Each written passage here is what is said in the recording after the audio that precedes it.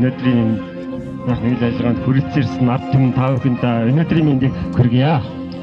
За минийх бол бас цав талын авьяастай хүн байсан бас нэг үеийг дурдвал бас манай автаа бас наадамд бас барилдаж явсан хүний нэг нь бас чадaltaа бэртэй хүний нэг нь байсан шүү.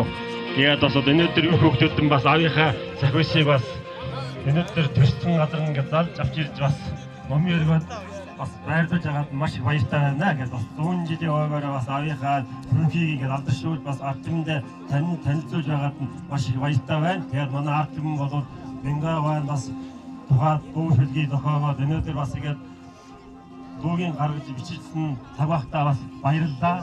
Манай ард түмэн бол дуу хуурын эх орон нутаг гэдгээ бас өнөөдөр харуулж байна. Бивилгээний эх орон газар тариалангаар бол бас Малажив газар тариалан нь бослож ихэдэг 133 сүмд бол ганц манай сүм шиг газар тариалан ихэдэг сүм бол хуур байдаг. Эндээс бас манай усын аваргууд олноор төрөн гарч байгаа юм бол хөдөлмөрч гэдгээ бас устдаа бас харуулж байгаамаа. Тэгээд та бүхэнд 100 жилийн гаруйд хүрэлцээсэн маш баярлалаа.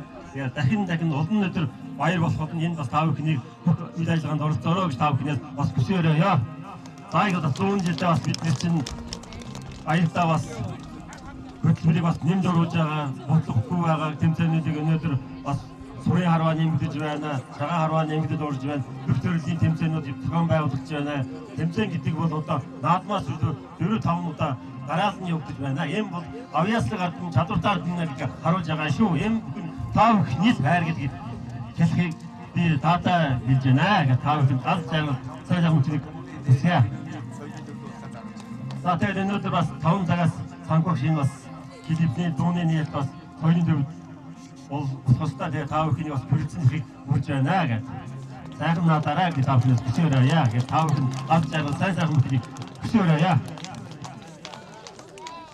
За баярлалаа бүр багтаа.